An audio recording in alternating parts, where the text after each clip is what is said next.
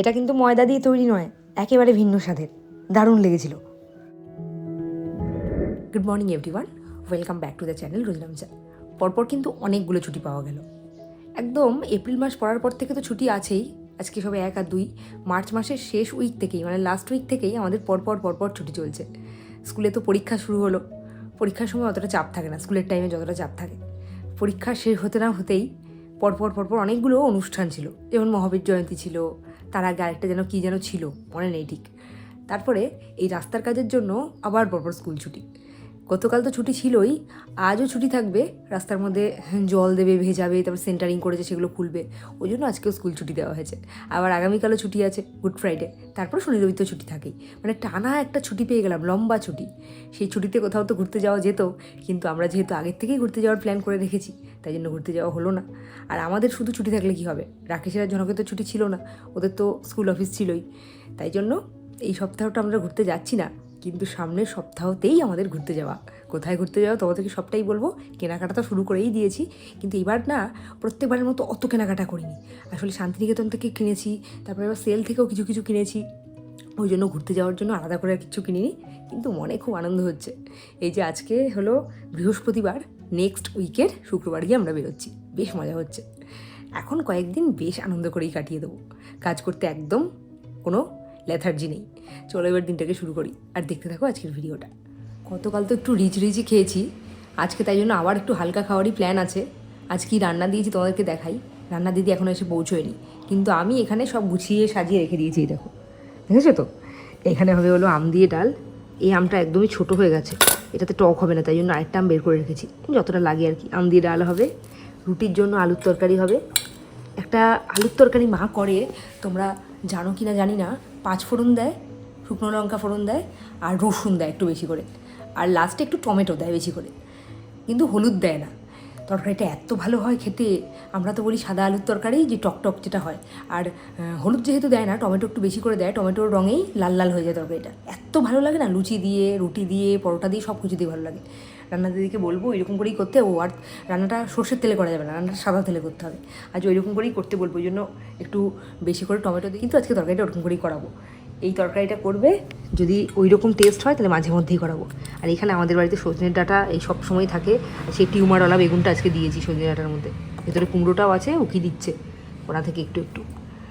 আর এইখানে কাঁচকলা আলু দিয়ে মাছের ঝোল, আজকেও আবার পাতলা করে মাছের ঝোল হবে। আসলে ঝনকের জন্য একটু মাছের ঝোল নিয়ে যাব। মা বলেছে যে ঝনকের জন্য একটু মাছ নিয়ে যেতে, আজকে মাছ মা করবে না, ওই জন্যই আরও পাতলা করে মাছের ঝোলটা করছি। এই হলো আজকে রান্না, দিয়ে দিয়েছি। এখন মাছটা ভিজিয়ে রাখি আর চালটাও ধুয়ে রাখি, এক্ষুনি রান্না দিদি এসে যাবে।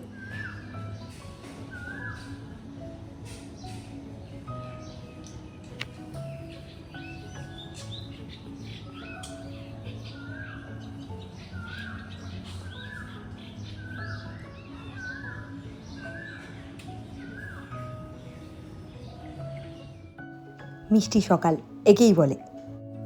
শুনতে পারলে তো কোকিলের ডাক। আসল ব্যাপারটা কোকিলরাও বুঝে উঠতে পারছে না এখন কী ওয়েদার। প্রত্যেকবার যখন ফাল্গুন মাস থাকে তখন কোকিলের ডাক খুব শোনা যায়। চৈত্র মাসও প্রায় শেষের দিকে, এখনও কিন্তু কোকিল ডাকছে। আসলে এখনও ওয়েদারটা সেই রকম গরম হয়নি। চৈত্র মাসে শুনেছি আমরা, চৈত্র মাসের প্রচণ্ড গরমের তাপ থাকে, দাবদাহ চলে, কিন্তু এই বছরটা না দেখছি চৈত্র মাসটায় বেশ আরামে কাটছে। এখনও পর্যন্ত সেই রকম গরমটা আমরা পাইনি। কোকিলটাও তাই ভাবছে এই টাইমটা আমাদেরই টাইম। ওই জন্য সকালবেলা ঘুম থেকে উঠলেই আমাদের বাড়িতে কোকিলের ডাক শোনা যায়, বেশ লাগে। এদিক থেকে কোকিলের ডাক, ওদিক থেকে ঘুঘু পাখির ডাক, শালিক পাখির ডাক, চারিদিকে একেবারে পাখির ডাকে ভরে থাকে। আর ছাদে যদি যাই তাহলে তো আরও ভালো লাগে, পাখিগুলোকে দেখতেও পাই সামনাসামনি। অনেক গল্প করেছি, এবার তোমাদেরকে দেখাই। এটা কি বলো তো? এইটা হলো আমার গ্যাসে আগুন একেবারে কেমনভাবে যেন এদিক দিয়ে ওদিক দিয়ে বেরোচ্ছিল। রান্নার দিদিকে বলার পর রান্নার দিদি আজকে আমাকে এই উপকারটা করে দিয়েছে, গ্যাস বার্নারটা খুলে দিয়ে এই এত কিছু উদ্ধার করেছে। এইগুলো বের করে দেওয়ার পর দেখলাম আগুনটা বেশ ভালোই জ্বলছে। এদিকে কড়াই বসিয়ে দিয়েছে, আর কড়াইয়ের মধ্যে দিয়ে দিয়েছে সাদা তেল। একটু আগেই যেই রেসিপিটা তোমাদের সাথে মুখে শেয়ার করলাম, চলো সেটা এবার হাতে কলমে দেখিয়ে দিই। আর ওই পাশে রেখেছে আলু কেটে। রুটি, লুচি, পরোটা এগুলো দিয়ে আলুর তরকারি তোমাদের খেতে ভালো লাগে। তেলের মধ্যে গরম হওয়ার সাথে সাথেই দিয়ে দিয়েছে শুকনো লঙ্কা দেওয়ার পরেই দিয়ে দিয়েছে 5 ফোড়ন। আর তারপরে ওই যে থেতো করে রাখা রসুনগুলো, একটু রসুন বেশি কোয়ান্টিটিতেই লাগে এই তরকারিটার মধ্যে। এইসব রান্না না খুব অল্প সময়ে হয়ে যায়, তাই হাতে যখন সময় খুব অল্প থাকে তখন এই রান্নাগুলো করেই ফেলা যায়। এই গ্যাসের পাশে দাঁড়িয়ে দাঁড়িয়ে আমি রান্নার দিদিকে বলে দিচ্ছিলাম কিভাবে রান্নাটা করবে, আর সেই সাথে একটু ক্যাপচারও করলাম তোমাদের জন্য। এরপর এর মধ্যে দিয়ে দিয়েছে টমেটো কুচি। মায়ের এই রেসিপিটা কিন্তু হিট রেসিপি, মানে আমাদের তিনজনের মধ্যে। আমরা যখন ছোট ছিলাম তখন মাকে মাঝে মধ্যেই বলতাম ওই সাদা সাদা আলুর তরকারিটা একটু বানাও না, আর মা বলার সাথে সাথেই করে ফেলতো। আসলে এটাতে তো আমার ঝামেলা নেই, একটু নেড়ে চেড়ে এর মধ্যে কেটে রাখা আলুগুলো, ব্যাস মোটামুটি সবই হয়ে গেছে। এবার সামান্য একটু লবণ দিয়ে ভালো মতো নেড়ে চেড়ে মশলাটাকেও কষাতে হবে, আর তার সাথে আলুগুলোকে একটু ভাজতে হবে। টমেটোটা এই তরকারিতে আরেকটু বেশি পরিমাণে দিতে হতো, আমার যেটা একটু কম হয়ে গেছে। তোমাদেরকে তো আমি সবসময়ই বলি রান্নাতে গরম জল দিতে। যখন রান্নাতে জল দেবে না তখন কিন্তু গরম জলটাই ইউজ করবে, তাহলে দারুণ হবে খেতে। এবার সে কুকার বসিয়ে দিয়েছে, মানে কুকারে গরম জল। এই জলটা গরম হয়ে গেলে কড়াইয়ের মধ্যে এই জলটা দিয়ে দিতে হবে।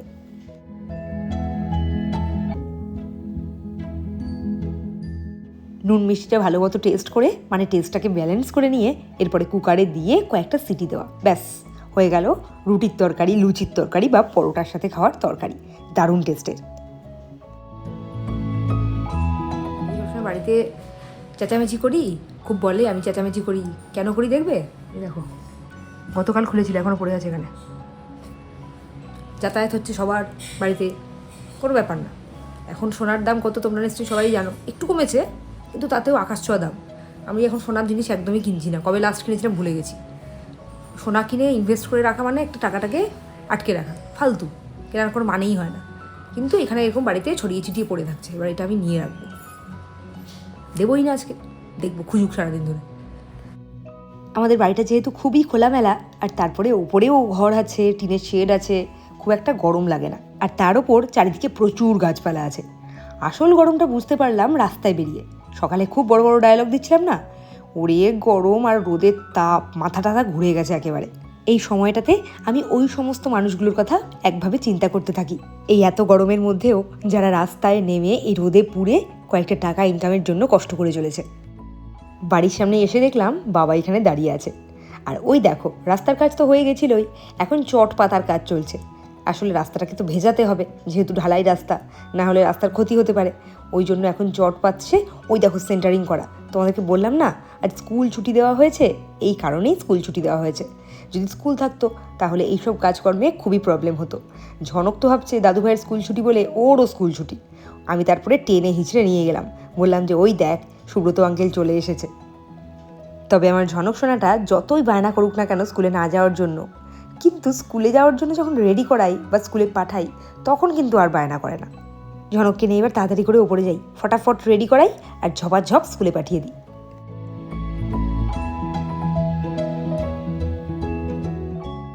দিয়ার বাড়িতে এসে প্রত্যেক দিনকার রুটিন ঝনকের এটা।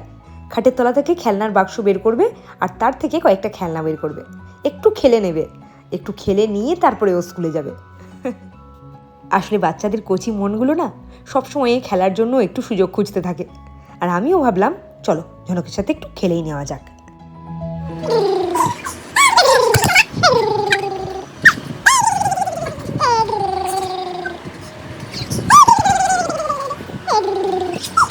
ঠাকুর ঘরে গিয়ে দেখলাম মা পুজো নিয়ে বড়ই ব্যস্ত।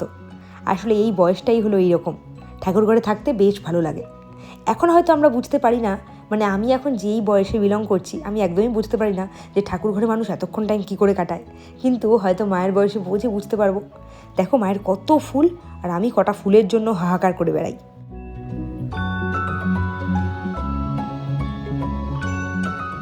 প্রথমে ঝনকের সাথে কিছুক্ষণ খেললাম, তারপরে মায়ের পুজোও দেখলাম কিছুক্ষণ। এইবারে ঝনককে রেডি করাই। অনেকক্ষণ হলো ঝনক স্কুলে চলে গেছে, আর এদিকে কে এসেছে দেখো। উনি কিন্তু বোনকে রেখে রেখে বেশ প্রত্যেক দিন মাসির বাড়ি, দিদার বাড়ি ঘুরে বেড়াচ্ছেন। দাঁড়াও তোমার হচ্ছে। আর চেরি সোনাও এখন জেনে গেছে খাটের তলায় ঝনক দাদার খেলনার বাক্সটা থাকে। দিয়ার বাড়িতে ঢুকেই ওর প্রথম কাজ হলো খাটের তলা থেকে টেনে ওই খেলনার বাক্সটাকে বার করা, আর তারপর সারা ঘরে ছুঁড়ে ছুঁড়ে খেলনাগুলোকে ছড়ানো। আসলে এই বয়সটাই এইরকম। ঝনক যখন এই বয়সে ছিল তখন ও তাই করতো, চারিদিকে খেলনা ছড়াতো। এখন হয়তো একটু কম করে, কিন্তু আগে বেশ করতো। আজ তো স্কুল নেই, অন্যদিন ঝনককে স্কুলে পাঠিয়ে স্কুলের কাজে ব্যস্ত হয়ে যাই। আজ তাই একটু রিল্যাক্স করছিলাম, একটুখানি চেরির সাথে বসে বসে খেললাম। ও যে কথা বলতে না শিখলেও 1-2 বলতে শিখে গেছে, তোমরা সেটা জানো তো? আমি তো 1-2ই পড়াচ্ছিলাম ওকে। আজ থেকে বেশ কয়েকদিনই ঝনকদের স্কুলে 1:40-এর জায়গায় 1:20-তে ছুটি। ওই জন্য আমি আর মা বাইরে দাঁড়িয়ে দাঁড়িয়ে ঝনকের জন্য ওয়েট করছিলাম, দেখার চেষ্টা করছিলাম ও কখন বাড়ি ফেরে। আর বাইরে এসে রোদের তাপে একেবারে ঝলসে গেলাম, প্রচণ্ড গরম। আমাদের ব্যালকনিটা পশ্চিমমুখ তো, রোদটা একেবারে ডিরেক্ট পড়ে। ওই দেখো আমার ঝনক বুড়ো আসছেন সুব্রত আঙ্কেলের সাথে। আলু প্রেমী কাকে বলে? আমার ছেলেকে বলে। দেখো অবস্থাটা, দেখো দেখো দেখো দেখো, চুরি চুরি, এখানে বলে চুরি, এখানে চুরি করতে আলু চোর, আলু চোর, মিষ্টি আলু চোর। যা যা যা যা যা। দিয়া রান্না এত ভালো টেস্টি, এত দিও না আলু। এ মা, এত এত এত এত আলু খাস না, এরকম খেতে পারবি না। জনক আর না কিন্তু, আর কিন্তু না, সরে যাও। সত্যি সত্যি দারুণ হয়েছে তরকারিটা খেতে। সন্ধে হয়ে গেছে, আজ বৃহস্পতিবার, রাকেশের ক্লাস আছে। রান্নাঘরে এসে দেখলাম জামাইয়ের জন্য শাশুড়ি মা গরমে ঘেমে এনে কী সব নতুন নতুন রান্নাবান্না করছে।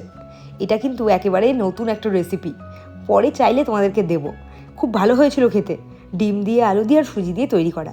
আর এটা না বেশ হেলদিও আর টেস্টিও হয়েছিল খুব। মাকে জিজ্ঞেস করলাম নাম, মা নাম বলতে পারেনি, তবে মা আমাকে এটা বলেছে গতকাল রাত্রিবেলা ইউটিউব দেখে শিখলাম, তাই ভাবলাম একটু ট্রাই করি। শোনো, ডিম আমাদের অল টাইম ফেভারিট। ডিম দিয়ে বানানো যে কোনো জিনিস, ডিম পরোটাই হোক, অমলেট হোক, বা ডিম সেদ্ধ হোক, বা ডিমের ঝোল, প্রত্যেকটা জিনিসই আমি একেবারে চেটে পুটে খেয়ে নেব। আর এটা তো একটা এক্সপেরিমেন্টাল ডিশ, এটা তো পছন্দ হবেই। রাকেশের খাবার এই যে সাইডে একটু মিসিং দেখছো, সেটা কিন্তু ঝনক খেয়েছে, টেস্ট করেছে। চলো না না না না, বাবা খাবে তো এটা, তুমি নামো নামো। আর একটু দা, আর খাবো না তারপরে। এটা ওই লাস্ট? হ্যাঁ। আচ্ছা। ক্লাস করাতে করাতে ঝনককে পড়তে দিয়ে আসতে হয়, এটা আমার রোজকার রুটিন। তখন ওদের সিনিয়র কাউকে দিয়ে ওদেরকে একটু কবিতা শোনাই বা কিছু করে, 5 মিনিট লাগে। আর এই 5 মিনিটের মধ্যে আমার 1 মিনিট মানে নষ্ট করার জন্য। না না না, ঠিক আছে, তুমি 1 মিনিট নষ্ট করো, তাড়াতাড়ি খাও। কেমন আছে গো? মায়ের রেসিপি নতুন, কালকে ইউটিউব দেখে আজকে শিখে বানিয়েছে। সুজি, ময়দা টয়দা নেই, একটু আলু এসব দিই।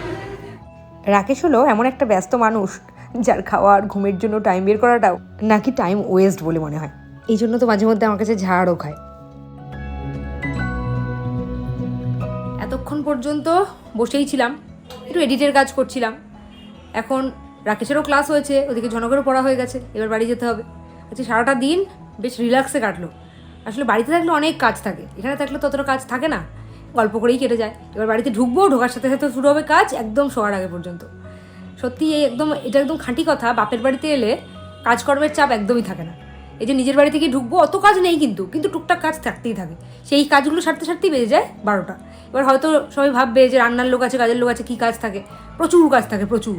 এই যে গিয়ে থেকে শুরু করবো কাজ, শেষ হবে না, করতেই থাকবো। বাড়িতে থাকলে আমার প্রচণ্ড চাপ থাকে। এবার তাড়াতাড়ি করে বেরোই, রাকেশ নিচে ওয়েট করছে, ফোনও করেছিল। এদের সুখের জীবনটা শুধু দেখো, বাড়িতে এসেই এরা শুয়ে পড়েছে। আমার কিন্তু এখনও কাজ শেষ হয়নি, এরা কিন্তু শুয়ে পড়েছে, একজন ফোন নিয়ে আর একজন কোলবালিশ নিয়ে।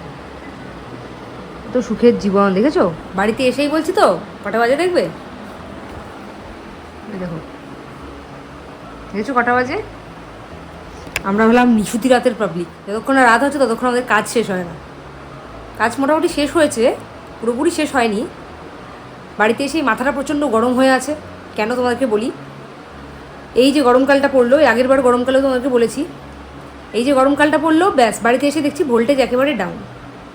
এই ঘরের ফ্যানটা চলছে, এর আগের বছর কী ভাগ্যে আমরা একটা বিএলডিসি ফ্যান লাগিয়েছিলাম, তাই জন্য আমরা এই প্রবলেম ভুগে ভুগে এত ভুগেছি, ভুক্তভোগী হয়ে গিয়ে তারপরে এই বিএলডিসি ফ্যানটা লাগিয়েছি। তাই জন্য আমরা এখন ফ্যানের হাওয়াটা খেতে পাচ্ছি। অনেকে আছে একটু গরম পড়লেই এসি চালিয়ে দেয়, কোনো পারমিশনের ব্যাপার নেই, বাড়িতে এসি লাগিয়ে দিচ্ছে একটার পর একটা, কিন্তু পারমিশন নেই, ট্রান্সফরমার চেঞ্জ হচ্ছে না, আর তাই জন্য লাইনগুলোও সেই একরকম হয়ে থাকছে, প্রত্যেকবার ভোল্টেজ ডাউন। তাই জন্য এবার ভেবেছি যে ইলেকট্রিক অফিসে একটা অ্যাপ্লিকেশন দিতে হবে। ভেবে গেছি অনেক দিন থেকেই, মাঝে মধ্যেই শীতকালে দেখলাম কারেন্ট অফ করে কাজ হচ্ছে, ভাবলাম যে এই যে এই লো ভোল্টেজ হয় গরমকালে, সেই জন্যই বোধহয় কাজ হচ্ছে। ওই জন্য শীতকালটা ওয়েট করে করে দেখলাম, না না, যেই গরমকাল পড়েছে ব্যাস সাথে সাথে লো ভোল্টেজ, একরকম অবস্থা, কোনো রকম উত্থান পতন নেই। এই ফ্যানটা যেহেতু বিএলডিসি ফ্যান, তাই জন্য জোরে চলছে। ওই পাশের ঘরের ফ্যানগুলো যদি চালাই, ডানাগুলো দেখতে পাবে এমন অবস্থা। মাইক্রোওয়েভ চালাচ্ছি, মাইক্রোওয়েভে কিচ্ছু গরম হচ্ছে না, মানে প্রত্যেকটা জিনিস এইরকম, মানে মাথাটা কেমন গরম হয়। শুধু ভাবো বাড়িতে পারমিশন নিয়ে এসি লাগিয়েছি, কিন্তু কোনো লাভ নেই। যারা পারমিশন নেয়নি তাদের জন্য আমাদেরকে ভুগতে হচ্ছে। তোমাদের এই এলাকাতেও কি এই একই প্রবলেম? আমাদের এলাকাতে প্রত্যেক বছর এই প্রবলেম হয়। এবার দেখা যাক কিছু সুরাহা করতে পারি কিনা।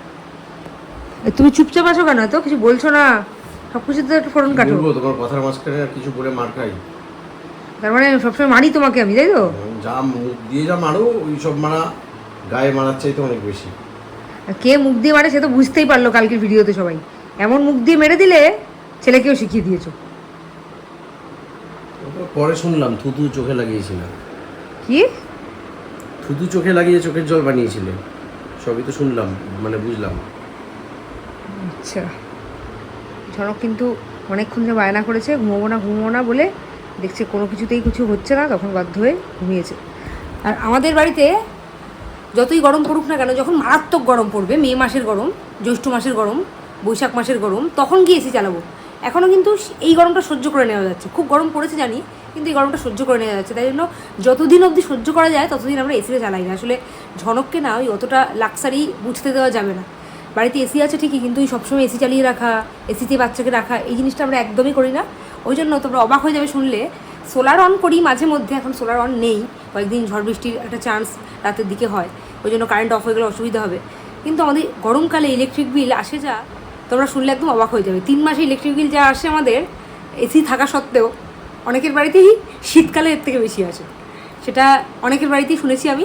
কিন্তু আমাদের এখন এটাই করতে হবে, কেননা ঝনককে একটু বুঝতে দিতে হবে যে অত আরাম করে থাকা চলবে না। কেননা আমরা যেই জায়গায় থাকি এখানে বেশিরভাগ সময়টাই গরমকাল, স্কুলে যাচ্ছে এসি নেই, বাইরে বেরোবে এসি নেই, তাহলে বাড়িতে আরাম দিয়ে লাভটা কি? ওইটুকু টাইম যত আরামে রাখবো না তত যেন আরামটা বাড়বে। তাই নিজের পায়ে নিজে কুড়ুল্লা মেরে যতটা সম্ভব কষ্টটা শেখাতে হবে। শুধু এই ব্যাপারেই না, এখন ও ছোটো, তাই জন্য যখন আরেকটু বড় হবে তখন তো ইচ্ছা আছে ওকে আমি অনেক কাজকর্মও করাবো। এখন টুকটাক কাজ করাই, যেমন এটা এনে দে ওইটা এনে দে, এই কাজগুলো করাই। কিন্তু আরেকটু বড় হলে এগুলো একদম রাস্তার কাছে কিছু কিছু কাজ থাকে, যেমন এই জিনিসটা একটু এনে দে, ওই জিনিসটা একটু এনে দে, এগুলোও করাবো, ইচ্ছা আছে তাই। ওইদিকে বাবার ছেলে দেখো না এখন চুপি চুপি কথা বলছে, দেখো আমাকে কিছু বলছে না, মানে আরও কিছু মানে ঘুমন্ত্র ঢালছে। শুনি তো কাছে গিয়ে কি বলছে রে ঝনক? বাবা কি বলছে? এরকম বলছি বালিশের চাদরের মতন এই যে এই ঘাটের ওরকম এরকম একটা চাদর কোথায়? উল্টো পাল্টা জিজ্ঞেস করে শুধু। না না, থাম তুই থাম থাম থাম। বলতে চাইছি বালিশের কভারটার সাথে ম্যাচ করা খাটের চাদরটা কোথায়? যেটা আমার মুখে ভাতে পেতেছিলে। তোমার মনে আছে মুখে ভাতে কোন চাদরটা পেতেছিলাম? হ্যাঁ, এটা পেতেছিলে। তাই? মনে থাকবে না কেন? দিনের মধ্যে, সপ্তাহের মধ্যে 3 দিন 4 দিন করে মুখে ভাতের ভিডিও দেখছে, তো মনে থাকবে না তো কি হবে? জানো, একটু সবাইকে গুড নাইট বলে দাও। আজকে সারাদিন অনেক জ্বালাতন করেছো আমাকে, একটু সবাইকে গুড নাইট বলে দাও। আজকের মতো গুড নাইট, কালকের ব্লগে দেখা হবে। Tata, bye bye.